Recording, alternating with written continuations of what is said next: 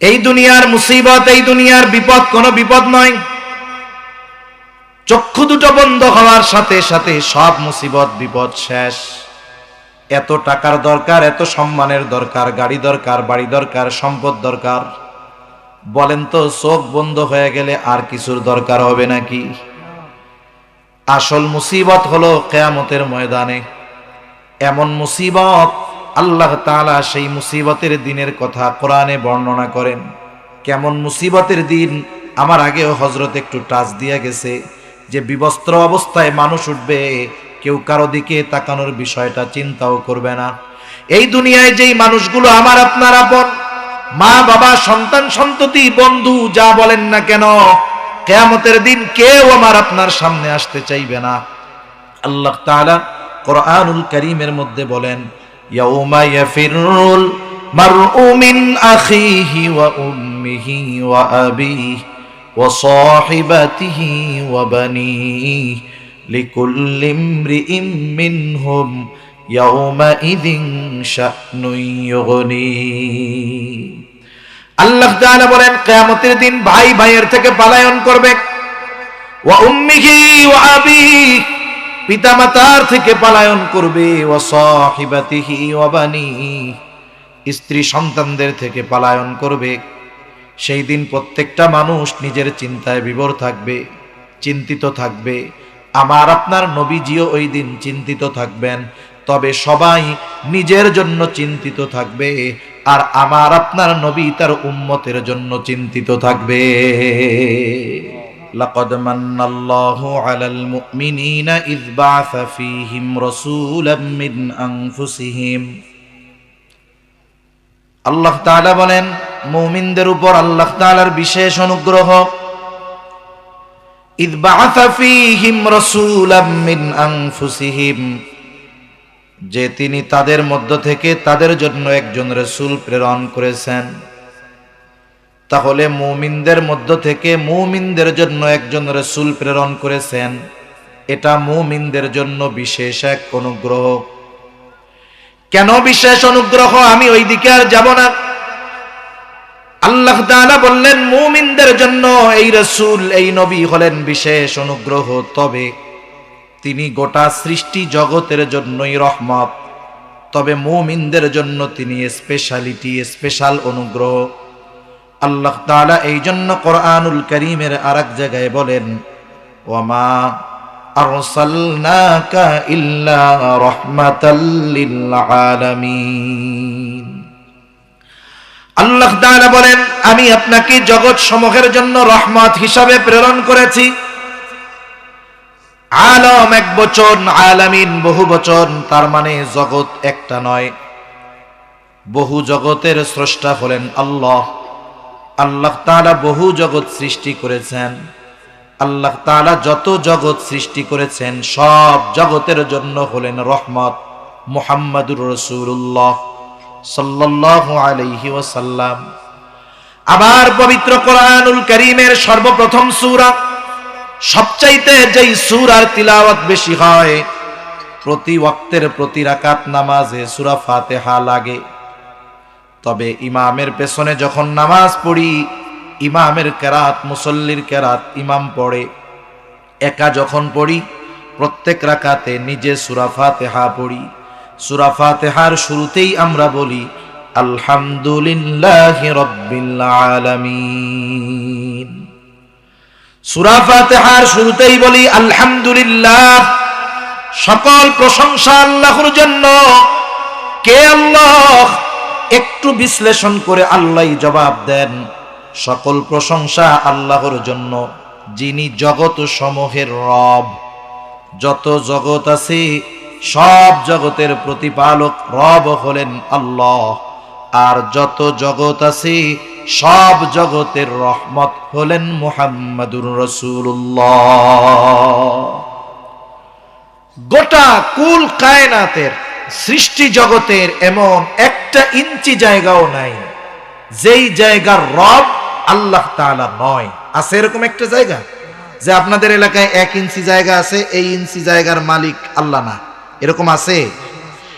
যেমন গোটা সৃষ্টি জগতের রব আল্লাহ, গোটা সৃষ্টি জগতের রহমত হলেন মুহাম্মাদুর রাসূলুল্লাহ।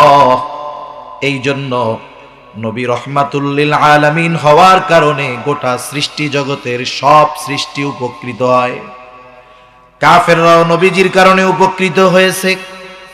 তাদের পাপাচার, অনাচার, অবাধ্যতার কারণে নবীজির কারণেই নগদে শাস্তি আসে নাই। সহিহ মুসলিমের থেকে একটা ঘটনা শোনাই আপনাদের। আবু জেহেল একদিন নবীজির সামনে আসছে। নবীজিকে শোনায় শোনায় আল্লাহ তাআলার কাছে দোয়া করতেছে। নবীজিকে শোনায় বলতেছে, আল্লাহ, আপনি যদি সত্যই এই কোরআন মুহাম্মাদের উপরে নাজিল করে থাকেন, তাহলে আমাদের উপরে পাথর বর্ষণ করেন অথবা যন্ত্রণাদায়ক শাস্তি দেন। আবু জেহেল দোয়া করে কার কাছে? জবান খুলে বলেন তো।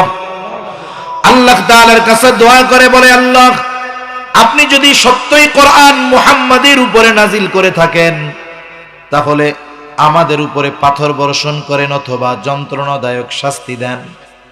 প্রথম কথা হইল, আবু জেহেল কি আল্লাহকে বিশ্বাস করতো নাকি? বলে, হ্যাঁ। আমি বলি না। আল্লাহকে যে বিশ্বাস করতো, এই বিষয়টা আল্লাহ তাআলা কোরআনুল কারীমের অনেক জায়গায় বলেন।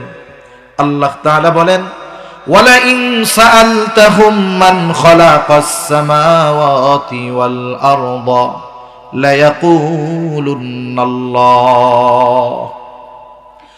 আল্লাহ বলেন, আপনি যদি মক্কার মুশরিকদেরকে জিজ্ঞাসা করেন, মান খালাকাস সামাওয়াতি ওয়াল আরদ, আসমান এবং জমিনের স্রষ্টাকে যদি মক্কার মুশরিকদেরকে জিজ্ঞাসা করেন, এই জবাবে মক্কার মুশরিকেরা তাদের দেবদেবীদের কথা বলবে না। কি বলবে? আল্লাহ তাআলা দুইটা তাকিদ যোগ করে বলেন, লা ইয়াকুলুন্নাল্লাহ, অবশ্যই অবশ্যই তারা বলবে আসমান জমিনের স্রষ্টা হলেন আল্লাহ। আল্লাহ তাআলা আরেক জায়গায় বলেন, ওয়ালা ইন সাআলতাহুম মান নাযালা মিনাস সামাই মাআন ফাআহইয়া বিহিল আরদ বা'দা মাউতিহা লা ইয়াকুলুন্নাল্লাহ। আপনি যদি তাদের কাছে জানতে চান, জিজ্ঞাসা করেন, মান নাযালা মিনাস সামাই মাআ, কে আসমান হতে পানি বর্ষণ করে? শুধু তাই না, বর্ষিত এই পানির দ্বারা কে মৃত জমিনকে পুনরায় পুনরুজ্জীবিত করে? অর্থাৎ ফসল চাষাবাদের অনুপযুক্ত জমিন, ফেটে চৌচির হয়ে যাওয়া জমিন, কে পানি বর্ষণের মাধ্যমে ফসল উৎপাদনের উপযুক্ত করে তোলে? ওরা ওদের দেবদেবীদের কথা বলবে না। কি বলবে? আল্লাহ তাআলা দুইটা তাকিদ যোগ করে বলেন, আপনার এই প্রশ্নের জবাবে তারা কি বলবে? লা ইয়াকুলুন্নাল্লাহ, তারা বলবে অবশ্যই অবশ্যই এইগুলো যিনি করেন তিনি কে? আল্লাহই পানি দেন, আল্লাহই এই জমিনকে, মৃত জমিনকে আবার জীবিত করেন, ফসল চাষাবাদের অনুপযুক্ত জমিনকে উপযুক্ত করে তোলেন। আল্লাহ রাব্বুল আলামিন আরেক জায়গায় বলেন, ওয়ালা ইন সাআলতাহুম মান খালাকাহুম লা ইয়াকুলুন্নাল্লাহ। আল্লাহ তাআলা বলেন, আপনি যদি তাদেরকে জিজ্ঞাসা করেন তাদের স্রষ্টা কে, তাদেরকে কে সৃষ্টি করেছে, আল্লাহ তাআলা আবার ওই একই কথা, লা ইয়াকুলুন্নাল্লাহ, অবশ্যই অবশ্যই তারা বলবে আমাদের স্রষ্টা হলেন আল্লাহ। এটা মক্কার মুশরিকদের আল্লাহর প্রতি বিশ্বাস। তবে বিষয় হলো, আল্লাহ তাআলার প্রতি এই বিশ্বাস থাকার পরেও এরা বেঈমান কেন, কাফের কেন? কারণ ওরা আল্লাহ তাআলার সাথে এমন কিছু শিরক করে যার কারণে তাদের এই বিশ্বাস মূল্যহীন হয়ে যায়, এজন্য তারা কাফের। আবার নবীজি আরেক জায়গায় এক হাদিসের মধ্যে আসছে, নবীজি বলেন, আল্লাহ তাআলা আবু জেহেলের দোয়াও কবুল করেছে। বদরের দিন সকালবেলায় আবু জেহেল আল্লাহ তাআলার কাছে দোয়া করে, বলে, আল্লাহ, আজকে যারা হকের উপরে আছে, সত্যের উপরে আছে, আপনি তাদেরকে বিজয় দান করেন। নবীজি বলেন, আল্লাহ তাআলা আবু জেহেলের দোয়া কবুল করেছেন এবং বদরের দিন যারা হকের উপরে ছিল, সত্যের উপরে ছিল, আল্লাহ তাআলা তাদেরকে বিজয় দান করেছে। আমি যে কথাটা বোঝাতে চাইলাম যে ওরা আল্লাহর অস্তিত্বে বিশ্বাসী ছিল, এখন আবু জেহেল দোয়া করতেছে নবীজিকে শুনিয়ে শুনিয়ে। দোয়াটা কি? যে আপনি যদি সত্যই কোরআন আবু জেহেলের মুহাম্মাদের উপরে নাজিল করে থাকেন, তাইলে আমাদের উপরে পাথর বর্ষণ করেন, নাইলে যন্ত্রণাদায়ক শাস্তি দেন। এখন বলেন তো, কোন মানুষ কি নিজের উপরে শাস্তি, আযাব, গজব এগুলা চায়? কেউ চায় না। তাহলে বলার কারণ কি? নবীজিকে শুনিয়ে বলার কারণ কি? নবীজিকে মূলত একটু তিরস্কার করা, একটু খোঁচা দেওয়া। যেমন অনেক সময় হয় দেখবেন, একটা মানুষ গরিব, দরিদ্র, অসহায় মানুষটা এখন ভালোভাবে শহরে গেছে, টাকা পয়সার মালিক হয়েছে, অশিক্ষিত ছিল, শিক্ষিত হয়েছে, এখন গ্রামের মধ্যে সর্বোচ্চ শিক্ষিত ব্যক্তি। এক সময় কি ছিল? সবচেয়ে মূর্খ, গরিব, অসহায়। এখন একটা মানুষের উন্নতি সবাই কিন্তু মেনে নিতে পারে না। উন্নতি দেখে কেউ খুশি হয়, কারো মনে হিংসা লাগে, ঠিক কিনা বলেন? এখন মানুষ প্রশংসা করতেছে ওই লোকের, যে এক সময় কিছুই ছিল না, আল্লাহ তাকে এখন অনেক কিছু দিছে। আমাদের গ্রামের সবচেয়ে শিক্ষিত ব্যক্তি, ধনী ব্যক্তি।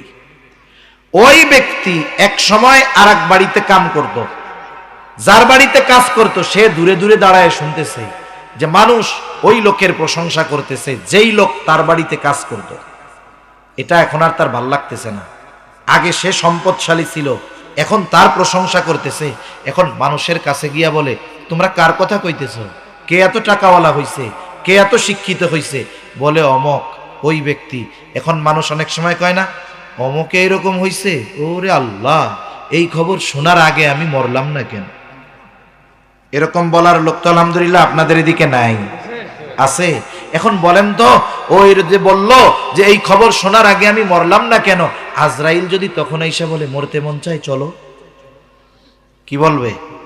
যে আসলে সত্যই মরতে চাই না, এমনি এমনি কইছি। আবু জেহেল চায় না তার উপরে পাথর বর্ষিত হোক, আযাব আসুক, কিন্তু নবীকে শুনায়া বলার কারণ কি?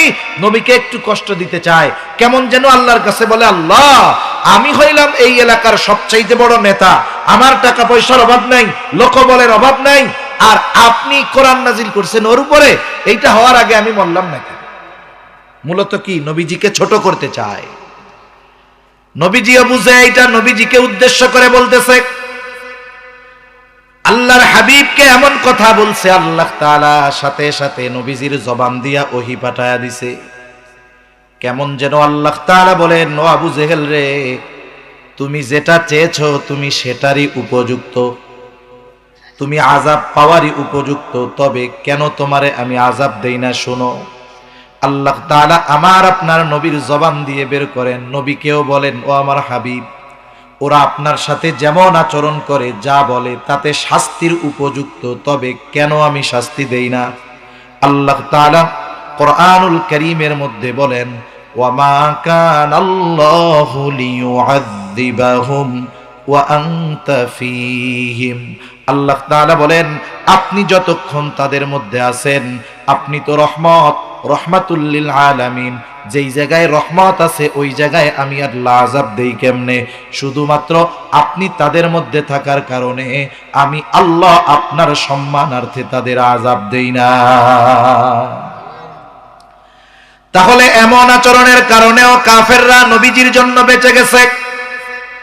ওই নবীর উম্মতের প্রতি দরদ, মায়া, মোহাব্বত, ভালোবাসা, আমাদের প্রতি নবীজির কত মোহাব্বত, কত ভালোবাসা, এটা কল্পনাও করা যাবে না। কেমন ভালোবাসতেন নবীজি, যে যাকে ভালোবাসে তার জন্য চিন্তিত থাকে, ঠিক কিনা বলেন? নবীজিও উম্মতের জন্য চিন্তিত ছিলেন। আব্দুল্লাহ ইবনে আমর ইবনুল আস রাদিয়াল্লাহু তাআলা আনহু বলেন, আন্নান নবিয়্য সাল্লাল্লাহু আলাইহি ওয়াসাল্লাম তাআলা মা কাউলাল্লাহি আযজা ওয়া জাল্লা ফি ইব্রাহিম আলাইহিস সালাম। এক মজলিসের মধ্যে সবাই বসা, নবীজি কোরআন থেকে ওই আয়াত তিলাওয়াত করলেন যা ইব্রাহিম আলাইহিস সালামের ব্যাপারে আল্লাহ নাজিল করেছে। কি নাজিল করেছে ইব্রাহিম আলাইহিস সালামের ব্যাপারে? ইব্রাহিম আলাইহিস সালাম তার গুনাহগার উম্মতের ক্ষমা চেয়ে আল্লাহ তাআলার কাছে দোয়া করতেছে। কি দোয়া? পবিত্র কোরআনুল কারীমের 13তম পারা সূরা ইব্রাহিমের মধ্যে আল্লাহ তাআলা বলেন, রব্বি ইন্নাহুন্না আযলালনা কাসীরাম মিনান নাস ফামান তাবিআনি ফাইন্নাহু মিন্নি ওয়া মান আসানি ফাইন্নাকা গফুরুর রহিম। ইব্রাহিম আলাইহিস সালাম বলতেছে, রব, এই প্রতিমাগুলো, এই মূর্তিগুলো অধিকাংশ মানুষকে পথচ্যুত করে ফেলেছে, পথভ্রষ্ট করে ফেলেছে। তবে ফামান তাবিআনি ফাইন্নাহু মিন্নি, যারা আমার আনুগত্য করেছে তথা মূর্তি পূজা বাদ দিয়ে ঈমান এনেছে, ফাইন্নাহু মিন্নি, সে তো আমার দলভুক্ত। তবে ওমান আসানি, যারা ঈমান আনে নাই, যারা আমার আনুগত্য করে নাই, ঈমান যদিও না আনে, তারা তো ইব্রাহিম আলাইহিস সালামেরই উম্মত, ঠিক কিনা বলেন?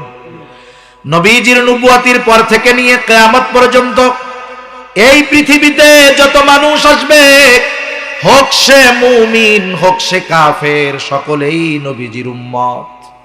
ইব্রাহিম আলাইহিস সালাম তার গুনাহগার উম্মতের ব্যাপারে চিন্তিত, কারণ অনেক সময় বিষয়টা এমন হয়, নবীগণ গুনাহগার উম্মতের ব্যাপারে চিন্তিত বেশি থাকেন। যেমন একটা মানুষের যদি 4টা ছেলে থাকে, 4 ছেলের 3 ছেলে খুব ভালো, একেবারে ইমানদার, পরহেজগার, নামাজি, মুত্তাকি, আর একটা ছেলে সবচাইতে খারাপ। এই 3 জনের ভালোকে যদি একদিকে রাখা হয়, একজনের খারাপই তার চাইতে বেশি হবে। এখন বলেন তো, মা বাবা সব সময় ওই ভালো 3 জনকে নিয়ে বেশি চিন্তা করে নাকি খারাপটাকে নিয়ে চিন্তা বেশি করে? শুধু তাই না, যখনই আল্লাহর কাছে দোয়া করে বলে, আল্লাহ, আমার এই ছেলেটা যদি ভালো হয়ে যাইতো, ওকে যদি ভালো দেইখা মরতে পারতাম, তাহলে মরেও শান্তি পাইতাম। এই চিন্তার কারণে, মোহাব্বতের কারণে, ভালোবাসার কারণে খারাপ হলেও ওর জন্য চিন্তা বেশি থাকে। কেন? বলে, মা তো তার বাচ্চারে, সন্তানকে ভালোবাসে, বাপ তার সন্তানকে ভালোবাসে। এই ভালোবাসার কারণে খারাপ সন্তানের ভালো হওয়ার ব্যাপারে আল্লাহর কাছে বলে, ঠিক কিনা বলেন? বলেন তো, মা বাবা সন্তানকে যত ভালোবাসে, তার চাইতে নবী তার উম্মতদেরকে বেশি ভালোবাসে না কম ভালোবাসে? কোনো সন্দেহ আছে? কোনো সন্দেহ নেই। আসলে কে ভালোবাসে আমাদের? ভালো তো বাসে সে, মুসিবতে পাশে থাকে যে। আপনি মনে করেন এখান থেকে সুনামগঞ্জ গেছেন, একটা লোক আপনারে, শুধু আপনার এলাকার মানুষ আপনারে শুধু বলে, ভাই আপনারে খুব ভালোবাসি, আপনার জন্য জীবন দিয়া দিব। আপনার কানের কাছে এসে শুধু এই ওয়াজ শোনায়, কি বলে? আপনাকে খুব ভালোবাসি ভাই, আপনার লাইগে জীবন দিয়া দিব। আপনি মনে করতেছেন, যাক পাইছি এমন এক লোক, আমারে যদি কেউ আঘাত করে সে আমার পাশে থাকবে, মুসিবতে পাশে থাকবে। তা আপনি এই লোকটাকে নিয়ে, যে আপনারে খুব ভালোবাসার গল্প দেয়, এর নিয়ে গেছেন সুনামগঞ্জ। সুনামগঞ্জ বাজারে, শহরে গেছেন, যে কোনো একটা অনাকাঙ্ক্ষিত ঝামেলা হয়ে গেছে, আপনি একটা মুসিবতে পড়ে গেছেন। মুসিবতে পড়লে কাছে থাকবে কে? যে সবচেয়ে বেশি ভালোবাসে, ঠিক না? আপনি চিন্তা করতেছেন, মুসিবতে তো পড়ছি, আমি তো একা না, সাথে আমার বন্ধুও আছে, ঠিক না? আপনি বন্ধুর সাহায্যের আশায় ডাইনে তাকায় দেখেন, বামে তাকায় দেখেন, পিছে তাকায় দেখেন, বন্ধু হাওয়া হয়ে গেছে। একটু আগে যে আপনারে বলছে আপনার জন্য জীবন দিতে তৈয়ার, এরই খবর নেই। এখন এই মুসিবত থেকে কোনো মতে বেঁচে বাড়িতে আসছেন, মোটর সাইকেল থেকে যেই নামছেন, ওই লোক দৌড়ে এসে হাজির, ভাই আপনারে খুব ভালোবাসি। আপনি এখন এর কি করবেন বলেন না? হাদিয়া দিবেন? হাদিয়া দিবেন হলো থাপ্পড় দিবেন, জুতার পিটা দিবেন, বলবেন চিটিংবাজ, মিথ্যুক, প্রতারক, বাটপার, তুই যদি সত্যিই আমাকে ভালোবাসতি, তাইলে ওই বিপদে যখন পড়ছি সব চলে গেলেও তুই আমার পাশে থাকতি, ঠিক কিনা বলেন? এই দুনিয়ার মুসিবত, এই দুনিয়ার বিপদ কোনো বিপদ নয়। চক্ষু দুটো বন্ধ হওয়ার সাথে সাথে সব মুসিবত বিপদ শেষ। এত টাকার দরকার, এত সম্মানের দরকার, গাড়ি দরকার, বাড়ি দরকার, সম্পদ দরকার, বলেন তো চোখ বন্ধ হয়ে গেলে আর কিছুর দরকার হবে নাকি? আসল মুসিবত হলো কিয়ামতের ময়দানে। এমন মুসিবত, আল্লাহ তাআলা সেই মুসিবতের দিনের কথা কোরআনে বর্ণনা করেন। কেমন মুসিবতের দিন? আমার আগেও হযরত একটু টাচ দিয়ে গেছে, যে বিবস্ত্র অবস্থায় মানুষ উঠবে, কেউ কারো দিকে তাকানোর বিষয়টা চিন্তাও করবে না। এই দুনিয়ায় যেই মানুষগুলো আমার আপনার আপন, মা বাবা সন্তান সন্ততি বন্ধু যা বলেন না কেন, কিয়ামতের দিন কেউ আমার আপনার সামনে আসতে চাইবে না। আল্লাহ তাআলা কোরআনুল কারীমের মধ্যে বলেন, ইয়াউমা ইয়াফিরুল মারউ মিন আখিহি ওয়া উম্মিহি ওয়া আবিহি ওয়া সাহিবাতিহি ওয়া বানিহি লিকুল্লি ইমরিইম মিনহুম ইয়াউমাইযিন শা'নুন ইউগনি। আল্লাহ তাআলা বলেন, কিয়ামতের দিন ভাই ভাইয়ের থেকে পলায়ন করবে, ওয়া উম্মিহি ওয়া আবিহি, পিতামাতার থেকে পলায়ন করবে, ওয়া সাহিবাতিহি ওয়া বানিহি, স্ত্রী সন্তানদের থেকে পলায়ন করবে। সেই দিন প্রত্যেকটা মানুষ নিজের চিন্তায় বিভোর থাকবে, চিন্তিত থাকবে। আমার আপনার নবীজিও ওই দিন চিন্তিত থাকবেন, তবে সবাই নিজের জন্য চিন্তিত থাকবে, আর আমার আপনার নবী তার উম্মতের জন্য চিন্তিত থাকবে। আপনাদের মনে হয় কষ্ট হইতেছে, তাই না? ঘুম আসতেছে? বেশি সময় না, আমি শেষ করে দিব। একটু উঠা বসা না করে বসেন, আমি বেশি সময় আর কষ্ট দিব না। এমনিও ঠান্ডাও আছে, কুয়াশাও মনে হয় পড়তেছে, পানি তো টপ টপ করে পড়তেছে এই জায়গায়। তা ওই দিন নবীজি উম্মতের ব্যাপারে চিন্তিত থাকবেন। নবীজি এতটা চিন্তিত থাকবেন, তিনি এক জায়গায় স্থির থাকবেন না। নবীজি একবার দৌড়িয়ে চলে যাবেন হাউজে কাউসারের কাছে, না জানি তার কোনো উম্মত পানি পানে মাহরুম হয়ে যায়। আর একবার দৌড়ায় চলে যাবেন পুলসিরাতের কাছে, না জানি তার কোনো উম্মত পুল পাড়ি দিতে ব্যর্থ হয়ে যায়। আর একবার দৌড়ায় নবীজি চলে যাবেন মিজানের কাছে, না জানি তার কোনো উম্মত ওজনে ধরা পড়ে যায়। আর একবার চলে যাবেন জাহান্নামের কাছে, না জানি কোনো উম্মতকে জাহান্নামে দিয়ে দেওয়া হয়। আবার যখন উম্মতের জন্য সুপারিশের দরকার, নবীজি আল্লাহ তাআলার কাছে এসে সুপারিশ করবে। শুধু তাই না, হাসরের ময়দানে সব নবী জান্নাত অভিমুখে রওনা হয়ে যাবে। বিচার কার্য শেষ। বিচার কাজ শেষ হওয়ার পরে হয় আপিল। আপিল কোন সময় হয়? যখন রায় ঘোষণা হয়, এরপরেই না আপিল হয়। বিচার কাজ শেষ হওয়ার পরে আপিল হয়। এখন বিচার শেষ, ফয়সালা শেষ, সব নবী জান্নাত অভিমুখে রওনা হয়ে যাবে, জান্নাতের দরগড়ায় পৌঁছায় যাবে। তবে জান্নাতের দরজা খোলা হবে না, বন্ধ। জিজ্ঞাসা করা হবে, কি ব্যাপার, জান্নাতের দরজা খোলা হয় না কেন? বলে, যিনি আসলে খোলা হবে তিনি আসেন নাই। তিনি কোথায়? বলে, এখনো হাসরের ময়দানে আছে। কি করে? বলে, উম্মতের মাগফিরাতের চিন্তায় তিনি বিভোর। আল্লাহ তাআলা আমার আপনার নবীর হৃদয়কে উম্মতের জন্য এত ভালোবাসা দিয়ে ঢেলে দিয়েছেন, ওই কঠিন হাসরের ময়দানে আমার আপনার নবী ততক্ষণ জান্নাত অভিমুখে রওনা হবে না, যতক্ষণ না তার ওই উম্মত, যার মধ্যে যাররা পরিমাণ ঈমানও আছে, ওই ব্যক্তির ব্যাপারে যতক্ষণ জান্নাতের নিশ্চয়তা নবী না পাবেন, ততক্ষণ নবী নিজে জান্নাতের দিকে রওনা হবে না। অথচ হাসরের ময়দানে মানুষ কি বলবে জানেন? মানুষ বলবে, আল্লাহ, আপনি দুনিয়ার সব মানুষকে জাহান্নামে দিয়ে হলেও আমারে আপনি জান্নাত দিয়ে দেন। মানে আমাকে জান্নাত দেওয়ার বিনিময়ে আপনি দুনিয়ার সব মানুষকে জাহান্নাম দিয়ে দেন, তাও আমারে আপনি মাফ করে দেন। ওই কঠিন দিন বাপ চিনবে না, মা চিনবে না, কিন্তু ওই নবী তার উম্মতকে ভুলবে না। সুবহানাল্লাহ। সেই জন্য সব নবী তার উম্মতকে ভালোবাসে। ইব্রাহিম আলাইহিস সালামও ভালোবাসে। ইব্রাহিম আলাইহিস সালাম আল্লাহর কাছে বলতেছে, ওয়া মান আসানি ফাইন্নাকা গফুরুর রহিম। যারা যে আমার আনুগত্য করে নাই, কেমন যেন বলে, আল্লাহ ও তো আমার উম্মত, আর আপনি তো গফুর, আপনি তো রহিম। আপনি যদি চান আমার ওই গুনাহগার উম্মতটাকেও আপনি মাফ করে দিতে পারে।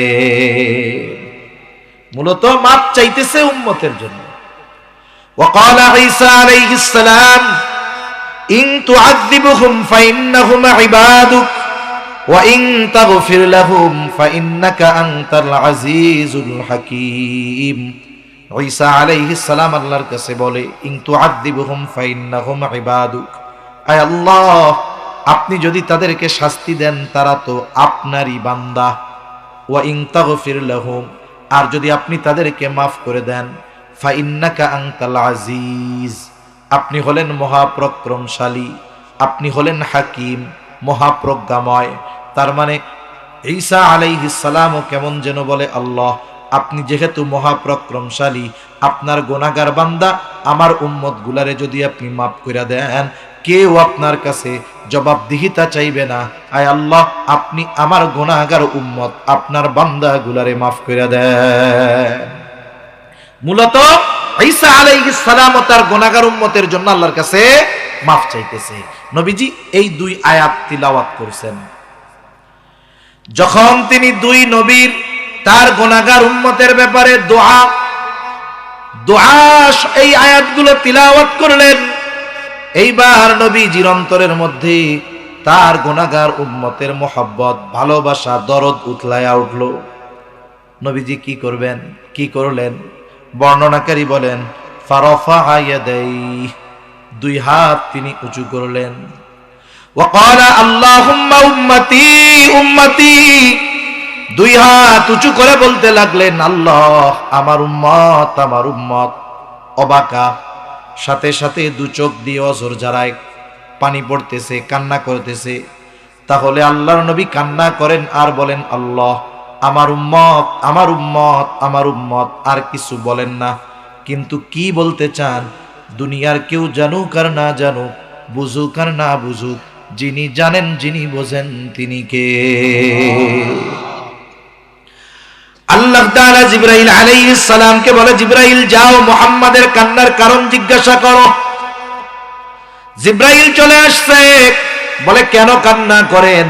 যদিও আপনার কান্নার কারণ আল্লাহ জানেন, এরপরেও তিনি আপনার মুখ থেকে শুনতে চান, জানতে চান। কথা হইল, আল্লাহ তাআলা জানার পরেও নবীর জবানে কেন শুনতে চায় আল্লাহ তো জানেই। একটা উদাহরণ দেই, তাইলে অনেক কথা হয়তো বুঝতে সহজ হবে। আমাদের অঞ্চলগুলোর মধ্যে যে মাদ্রাসাগুলো আছে, মাদ্রাসার মধ্যে ছোট ছোট বাচ্চারা পড়ে কি পড়ে না? 5-6 বছর 7 বছরের বাচ্চা পড়ে, সারা সপ্তাহ মা বাবাকে না দেখা ওইখানে থেকে থেকে পড়ে। এইবার যখন বৃহস্পতিবার আসে, বৃহস্পতিবার আসরের পরে বিকালবেলা ছোট্ট একটা বাচ্চা হুজুরের সামনে গিয়ে কান্না করে। বৃহস্পতিবার বিকালে ছোট বাচ্চা হুজুরের সামনে গিয়া কাঁদতেছে, কিছু কইতে পারে না। বলেন তো, বৃহস্পতিবার বিকালে ছোট কোনো ছাত্র গিয়ে যদি হুজুরের সামনে কান্না করে, এই কান্নার কারণ কি? আপনারা কোন তো বাড়িতে যাইতো চায়, ছুটি চায়। আপনারা আমরা যেহেতু বুঝি, হুজুরে কান্নার কারণ মনে হয় বুঝে না। বুঝে?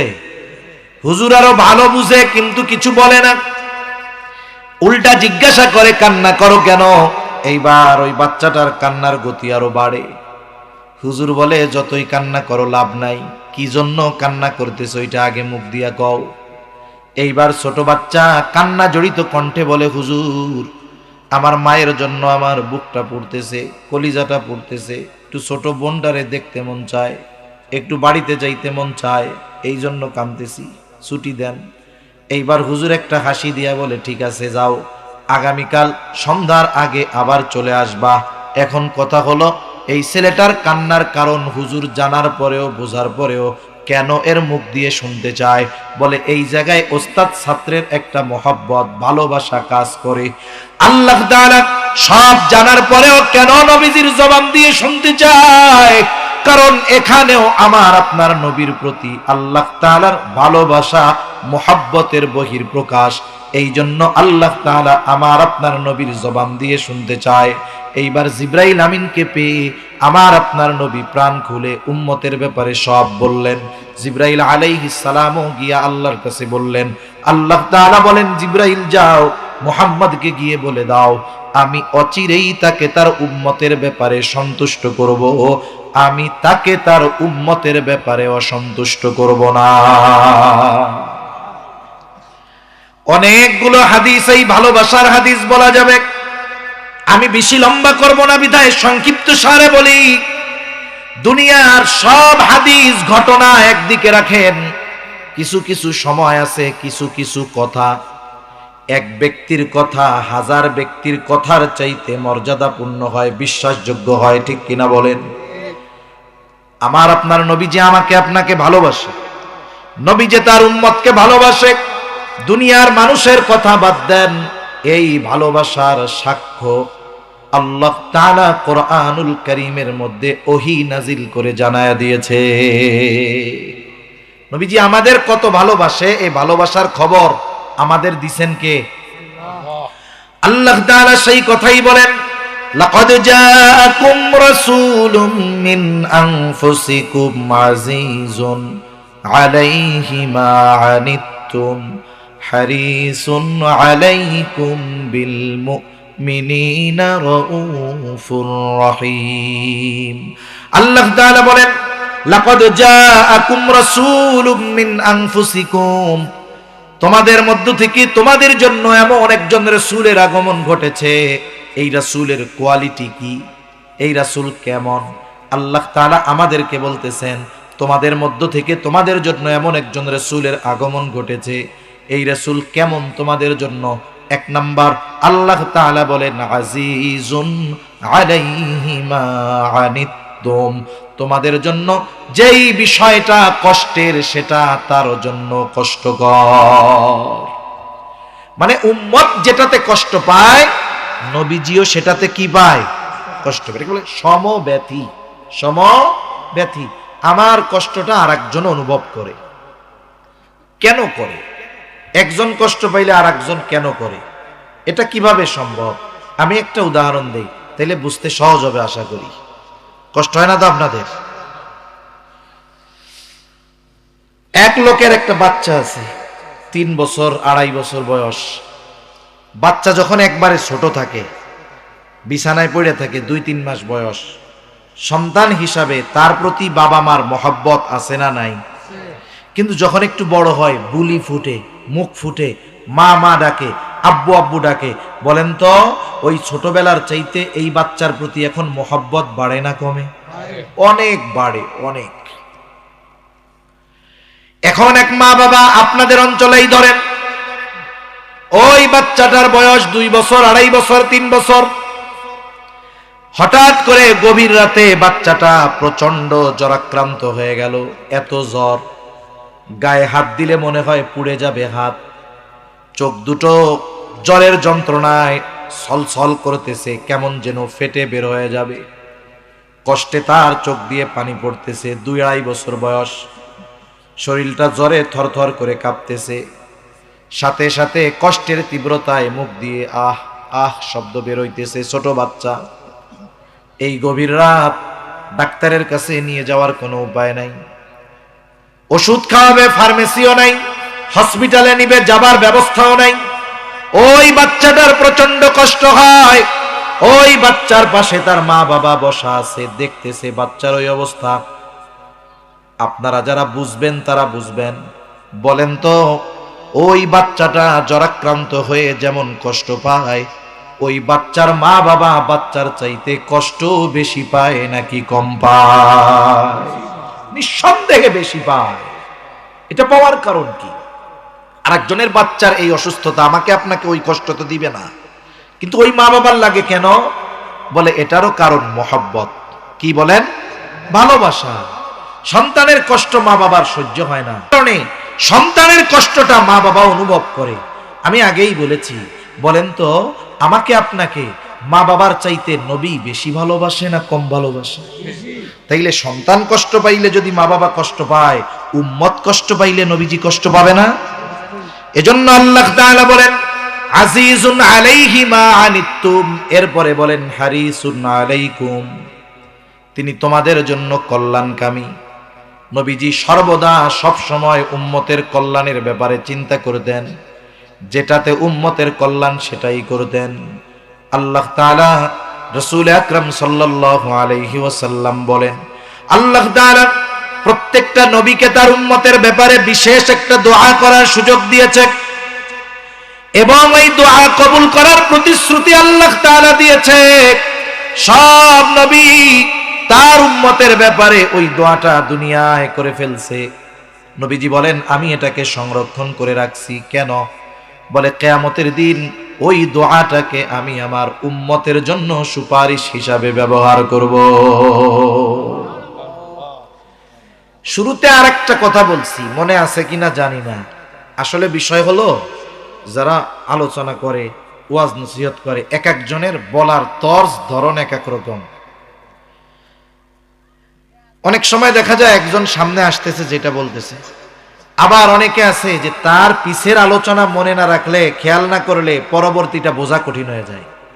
যেমন দেখবেন যখন আল্লামা নুরুল ইসলাম অলিপুরি সাহেব ওয়াজ করে, আপনাদের এলাকার অন্যতম মুফাসসির হযরতুল আল্লাম কি জানি নুরুল ইসলাম সাহেব, খান সাহেব হুজুর বয়ান করে, ওনাদের আলোচনাগুলো যদি শুরু থেকে শেষ একটু খেয়াল না রাখা হয়, ওটা চেইনের মতো, শিকলের মতো, একটার সাথে আর একটা জুড়ে আছে, একটা ছুটছে তো বাকি সব আলাদা হয়ে যায়, ঠিক না?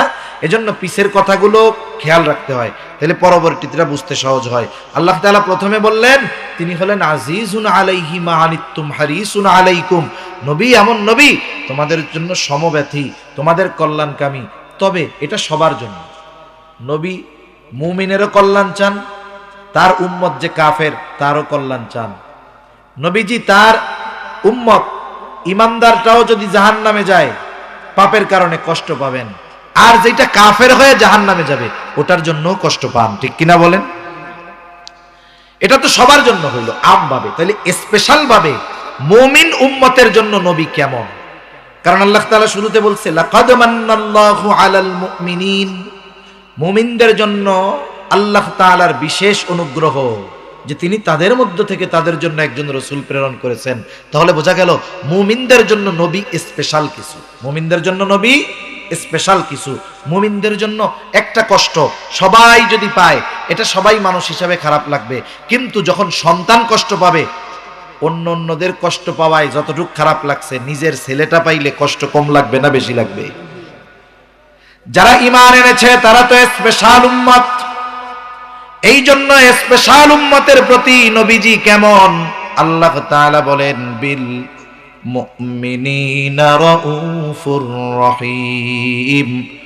আর নবীজি মুমিনদের জন্য হলেন রাউফ, মুমিনদের জন্য হলেন রহিম। রাউফুর রহিম এই শব্দ দুটি আল্লাহ তাআলার গুণবাচক শব্দ। দুনিয়ার কোন মাখলুক রাউফ হতে পারে না, দুনিয়ার কোন মাখলুক রহিম হতে পারে না। জবান খুলে বলেন তো রাউফুর রহিম কে? ওই আল্লাহ রাউফুর রহিম অর্থ হলো অতি সদয় পরম দয়ালু। কে? জোরে বলেন, আরো জোরে বলেন কে? ওই অতি সদয় পরম দয়ালু আল্লাহ তার নবীর উম্মতের প্রতি কেমন সদয়, কেমন দয়া, এটা বোঝাতে গিয়ে আলাদা শব্দ ব্যবহার করেন নাই, বরং নিজের গুণবাচক এই শব্দ দুটি নবীর সাথে ব্যবহার করে বলেন এই নবী হলেন এমন এক নবী বিল মুমিনিনা রাউফুর রহিম। নবী হলেন মুমিন উম্মতদের জন্য অতি সদয় পরম দয়ালু। আপনারা কথাটা বুঝেন নাই, যদি বুঝতেন সুবহানাল্লাহ এইরকম না খাওয়াইয়া মানুষের মতো বেরোইতো না। আল্লাহ যে নবীর শানে কি বলেছে এটা আপনারা বুঝেন নাই, আমি বুঝাইতে পারি নাই, এটা আমার ব্যর্থতা। কিন্তু যদি ওলামায়ে কেরাম থাকে ওনারা বুঝতে পারছেন যে আল্লাহ তাআলা নবীর ব্যাপারে কি শব্দ ব্যবহার করেছে, এটা ওনারা বুঝতে পারছেন। যদি আপনারা বুঝতেন তাহলে সুবহানাল্লাহ ওই না খাওয়াইয়া মানুষের মতো বেরোইতো না, জবানটা খুলে বলতেন সুবহানাল্লাহ, যে নবীর ব্যাপারে আল্লাহ কি বলছে। আমরা আল্লাহকে বলি আল্লাহ আপনি রউফুর রহিম, আল্লাহ নবীজিরে বলতেছে আপনি রউফুর রহিম। সুবহানাল্লাহ বলেন। উম্মতের ব্যাপারে আপনি রউফুর রহিম। তাহলে নবীজির উম্মতের প্রতি কেমন ভালোবাসা বুঝতে বাকি আছে? এখন বলেন, যিনি আমাদেরকে এত ভালোবাসেন, যিনি আমাদের এত মহব্বত করেন, তার এই মহব্বতের প্রতিদান দেওয়ার দরকার আছে না নাই? যে দিবে সে তো ভালো, যে না দিবে ওইটা তো মির্জাফর, ঠিক কিনা বলেন? এখন নবীজি আমাদেরকে এত ভালোবাসেন, আমাদেরও নবীজিকে ভালোবাসতে হবে। নবীজি আমাকে আমার জীবনের চাইতে বেশি ভালোবাসে, আপনি আপনাকে কত ভালোবাসেন তার চাইতে নবী বেশি ভালোবাসে। নবীকেও এই জন্য আমার আপনার নিজের জীবনের চাইতে বেশি ভালোবাসতে হবে। নবীকে ভালোবাসবো কেমনে? সব সময় তো জীবন দেওয়ার সুযোগ নাই। আবু বকর নবীকে সামনে পেয়েছে, নিজের সব সম্পদ এনে নবীর সামনে রাখছে। হযরত তালহা নবীজিকে সামনে পেয়েছে, নিজের বুকটাকে নবীর জন্য কাফেরদের অস্ত্রের আঘাতে অস্ত্রের সামনে নিজের বুকটা নবীর জন্য ঢাল বানায়া দিছে। আমি আপনি নবীজিকে সামনে পাই নাই, কেমনে ভালোবাসবো? নবীজি বলেন আমাকে ভালোবাসার পদ্ধতি শোনো। নবী বলেন মান আহাব্বা সুন্নতি ফাকাদ আহাব্বানি ওয়া মান আহাব্বানি কানা মাই ফিল জান্নাহ। নবীজি বলেন যে আমার সুন্নাতকে ভালোবাসলো সে আমাকে ভালোবাসলো, আর নবীকে ভালোবাসলে লাভ কি? বলে আমার সাথে জান্নাতে থাকবে। সুবহানাল্লাহ। নবীর সাথে জান্নাতে থাকতে পারা এটা বড় সৌভাগ্যের ব্যাপার। হযরত আনাস রাদিয়াল্লাহু তাআলা আনহু বলেন এক বেদুইন গ্রাম্য সাহাবী নবীজির কাছে এসে প্রশ্ন করতেছে, ইয়া রাসূলুল্লাহ মাতা সাআ, হে আল্লাহর রাসূল কিয়ামত কখন হবে, কখন আসবে? এই ব্যক্তির প্রশ্নের ভাব এমন ছিল সে কিয়ামতের জন্য প্রস্তুত, কিন্তু কিয়ামত আসতেছে না। এই জন্য নবী পাল্টা প্রশ্ন করলেন তাকে, মা আদাত তালাহা, তুমি কিয়ামতের জন্য কি সংগ্রহ করেছো? লোকটা বলে আমি আল্লাহ এবং তার রাসূলকে ভালোবাসি। নবীজি জবাব দিলেন আলমার উমা মান আহাব্বা, যে যাকে ভালোবাসে তার সাথেই অবস্থান করবে। এইবার লোকটা বাড়ির পথে হাঁটা দিল কথাটা শুইনা। হযরত আনাস রাদিয়াল্লাহু তাআলা আনহু বলেন আমরা নবীর মুখে এই কথাটা শ্রবণ করবার পর এত খুশি হয়েছি যে ইসলাম গ্রহণের পরে আর কোনো কথায় আমরা এত খুশি হই নাই। হযরত আনাস রাদিয়াল্লাহু তাআলা আনহু বলেন আমি আশা রাখি জান্নাতে নবীর সাথে থাকব, আবু বকর ওমর রাদিয়াল্লাহু তাআলা আনহুমার সাথে জান্নাতে থাকতে পারবো। যদিও তাদের দুইজনের মতো আমল করতে পারি নাই, কিন্তু তাদের যেহেতু মহব্বত করি, নবীকে যেহেতু সর্বোচ্চ মহব্বত করি, আশা করি জান্নাতে আমি তাদের সাথে থাকতে পারবো। তাহলে নবীর সুন্নাতকে মহব্বত করলে নবীর সাথে জান্নাতে থাকা যায়। জান্নাতে যদি নবীর সাথে থাকতে হয় আগে তো জান্নাতে যাওয়া লাগবে, ঠিক কিনা বলেন? জান্নাতে কে যাবে? মূলনীতি নবীজি বলেন কুল্লু উম্মতি ইয়াদখুলুনাল জান্নাতা ইল্লা মান আবা।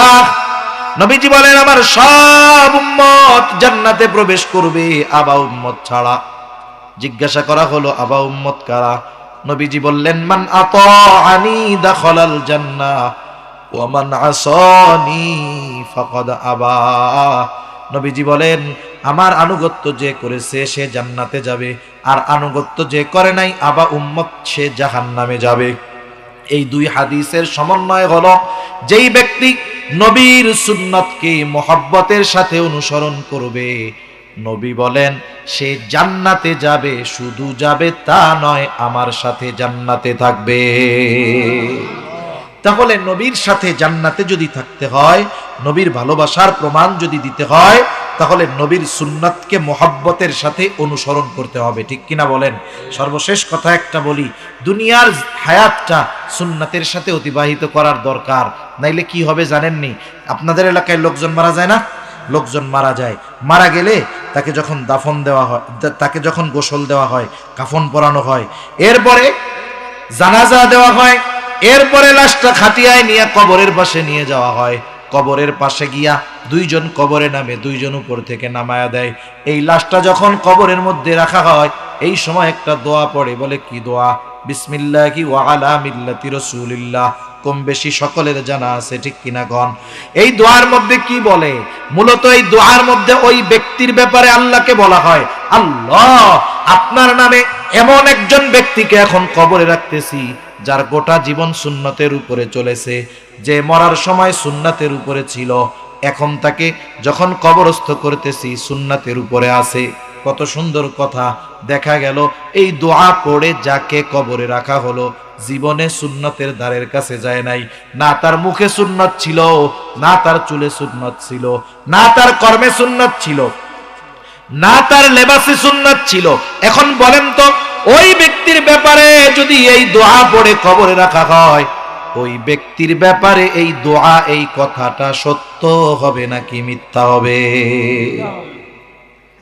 একটু চিন্তা কইরেন বাড়িতে গিয়া, যারা মাইকে শুনতেছেন ঘরে শুয়ে শুয়ে তারা এখনই চিন্তা শুরু করেন।